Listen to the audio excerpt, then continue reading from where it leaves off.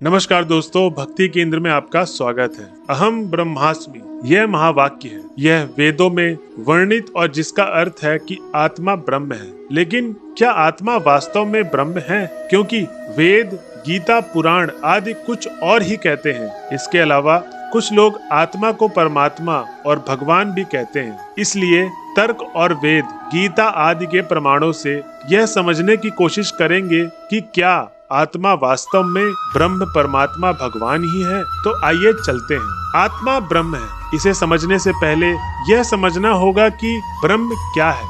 सनातन धर्म के कई संप्रदाय हैं, उनमें ब्रह्मा के बारे में अलग अलग विचार हैं। कुछ संप्रदाय कुछ कहते हैं तो कुछ संप्रदाय कुछ, लेकिन ब्रह्मा के बारे में सभी संप्रदाय दो बात पर सहमत हैं। पहला, ब्रह्मा सर्वव्यापक है और दूसरा, ब्रह्मा निराकार है। तो अब इन्हीं दोनों पर आत्मा की तुलना ब्रह्म के साथ करके देखते हैं। पहला, ब्रह्म सर्वव्यापक है। अगर आत्मा ही ब्रह्म है तो आत्मा भी सर्वव्यापक होगा, किंतु ऐसा नहीं है, क्योंकि आत्मा का आकार क्या है, शरीर या अणु का सर्वव्यापक। उस लेख में तर्क द्वारा तथा वेद, वेदांत और गीता के अनुसार हमने यह जाना कि आत्मा ने सर्वव्यापक और ना ही शरीर के आकार का है, इसलिए आत्मा सर्वव्यापक नहीं है। ब्रह्मा निराकार है, जो हमारा दूसरा पॉइंट है। अगर आत्मा ही ब्रह्मा है तो आत्मा भी निराकार होगा, किंतु ऐसा नहीं है, क्योंकि आत्मा का आकार कितना है।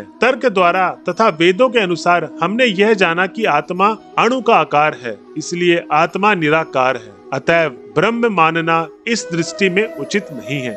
वैसे तो ब्रह्मा, परमात्मा और भगवान एक हैं, इन्हें एक ही समझना चाहिए। परम तत्व अपने को इन तीन रूपों में स्वयं को प्रकट करते हैं। उनके गुण के इन रूपों में अलग अलग प्रकट होते हैं, इसलिए लोग इन्हें अलग अलग समझते हैं। अहम ब्रह्मास्मि यानी आत्मा ब्रह्म है से शुरू हुआ विवाद आत्मा परमात्मा है और आत्मा भगवान है तक पहुंच गया है। क्या आत्मा परमात्मा है? सनातन धर्म में परमात्मा को ब्रह्मांड का पालन करता कहा गया है। वह हमारे दिए गए कर्मों का फल देते हैं, जैसे जो तीनों लोकों में प्रवेश करके सबका धारण पोषण करता है एवं अविनाशी परमेश्वर और परमात्मा इस प्रकार कहा जाता है। तो यदि आत्मा को परमात्मा मानेंगे तो आत्मा को कर्म फल दाता और ब्रह्मांड का पालन करता स्वीकार करना पड़ेगा। किंतु क्या ऐसा है? नहीं, हम आत्मा कर्म फल दाता नहीं है। हमें 10 दिन पहले किए गए कर्मों का ज्ञात नहीं है, फिर कर्म फल दाता कहलाने की बात तो बड़ी दूर की है। और फिर हम आत्मा ब्रह्मांड का पालन करता है, यह सोचना भी मूर्खतापूर्ण बात है। इसलिए आत्मा को परमात्मा कहना इस दृष्टि से उचित नहीं है। क्या आत्मा भगवान है? आत्मा को भगवान कहना भी मूर्खता है, क्योंकि भगवान सच्चिदानंद रूप स्वरूप, सर्व समर्थ, सर्वज्ञ आत्मा और माया के स्वामी है।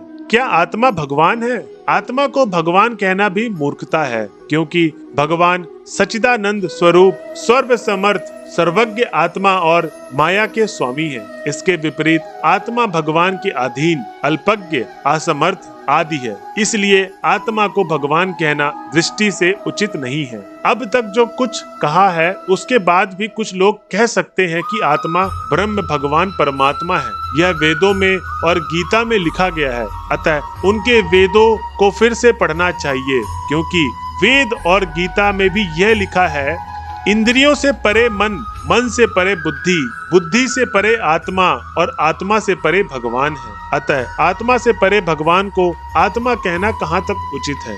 गीता के दूसरे अनुवाद में यह लिखा है, श्री भगवान बोलते हैं, हे अर्जुन, मेरे और तेरे अनेक जन्म हो चुके हैं, उन सबको मैं जानता हूँ, किंतु तू नहीं जानता। तो भगवान हमारे सभी कर्म को जानते हैं, किंतु हम नहीं। ऐसा क्यों? अगर आत्मा भगवान है तो उसे सब कुछ ज्ञात क्यों नहीं होना चाहिए? अतएव इस दृष्टि से यह कहना उचित नहीं है कि आत्मा ब्रह्म है। वह परमात्मा सर्वशक्तिमान, सर्व सामर्थ, सृष्टिकर्ता, कर्म फल दाता, पालक, सच्चिदानंद है। आत्मा इसके ठीक विपरीत है। लेकिन फिर कहीं कहीं वेदों में क्यों लिखा गया है कि आत्मा ब्रह्म है? क्या यह इस दृष्टि से सही है? इस विषय में आगे हम लोग नेक्स्ट वीडियो में जानेंगे कि क्या सच में आत्मा ब्रह्म है कि नहीं। तो दोस्तों आज की वीडियो आपको कैसी लगी प्लीज हमें कमेंट बॉक्स में बताएं और हमारे चैनल को सब्सक्राइब करें। धन्यवाद।